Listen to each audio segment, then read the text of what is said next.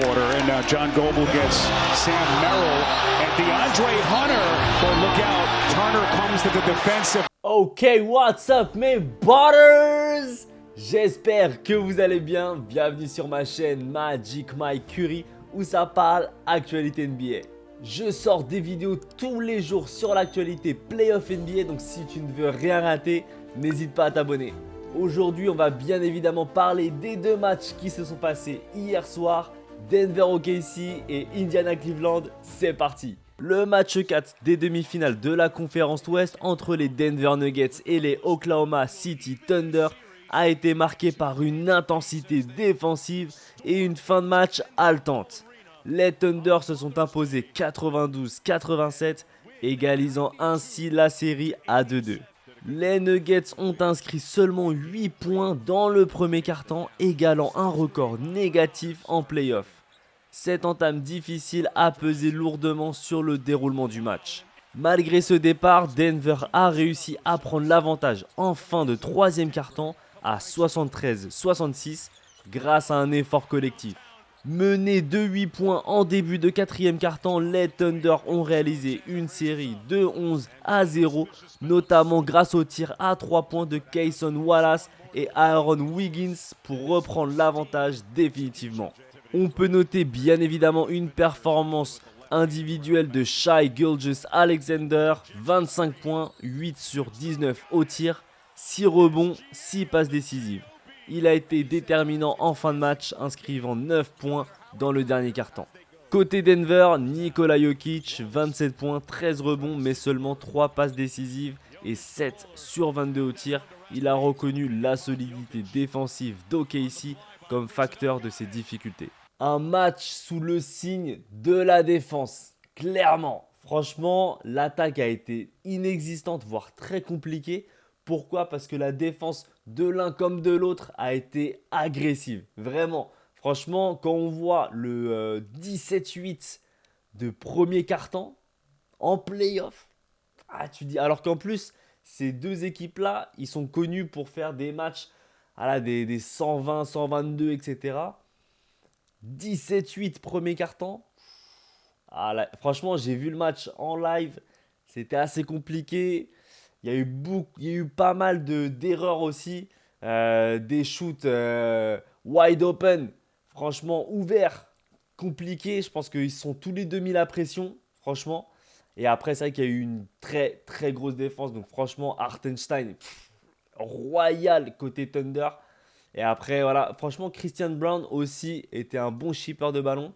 Donc franchement, l'un comme l'autre, ils ont eu des qualités. C'était très compliqué. Franchement, le match, il a été très, très, très serré.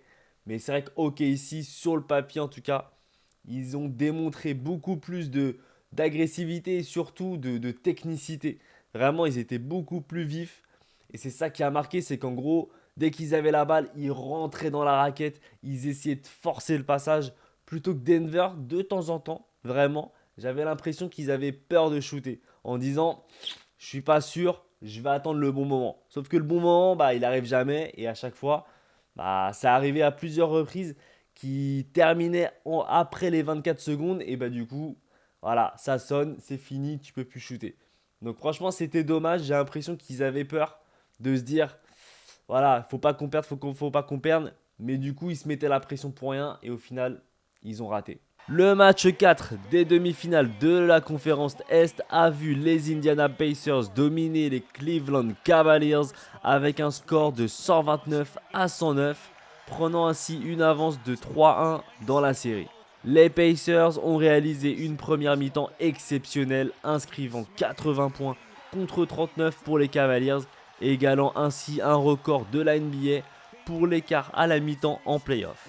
Cette performance a été marquée par une adresse impressionnante, 52,7% de réussite au tir et 42,9% à 3 points.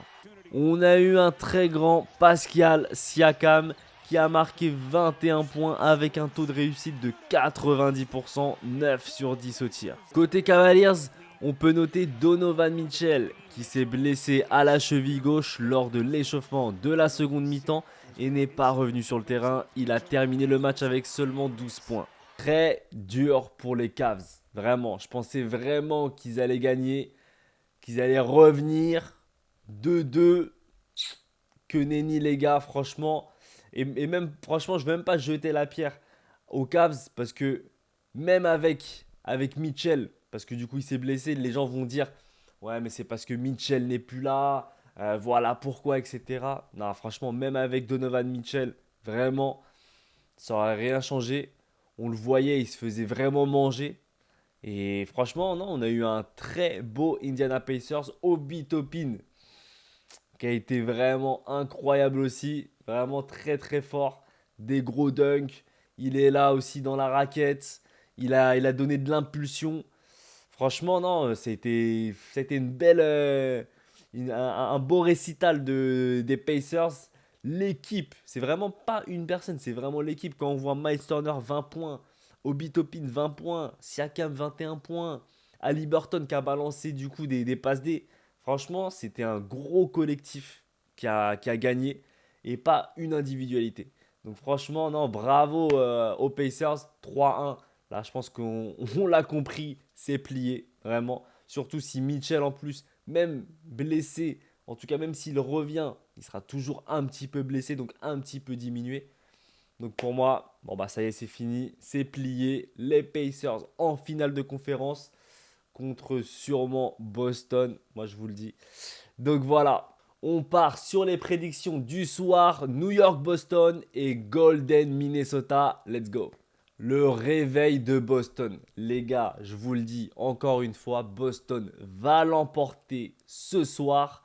Bien évidemment, on est sur 2-1 côté New York, mais Boston va revenir à 2-2. Pour moi, ils vont même gagner la série. Vraiment, vous allez voir, Boston s'est réveillé enfin. Mais je pense que ça va quand même aller jusqu'au match 7. Pour moi, ça va être quoi? Ça va être 2-2. Ils vont encore gagner à la maison 3-2. New York va gagner du coup à la maison 3-3. Et après, ils vont revenir. Boston va gagner 4-3. Mais en tout cas, là, je vois Boston l'emporter. Ils vont être solides. Ils vont plus reprendre la même erreur de prendre un 20-0 d'écart et ensuite se refaire blowout. Donc pour moi, je vois un petit Boston. Ça va être un match très, très serré et très défensif. Vraiment, pour moi, ça va être un 98-87. Ça va être caca. Et pour le match Warriors-Minnesota, ah là là là là. En fait, ce qui me fait chier, c'est que j'ai toujours raison, mais du coup, bah, parce que je mise sur Minnesota. Encore une fois, vraiment, même si je suis un pro Warriors, là, mon cœur me dit Warriors, mais je sais très bien que ça va être Minnesota qui va l'emporter. Pour moi, tant que Curry ne sera pas là, les Warriors ne gagneront pas. Vraiment.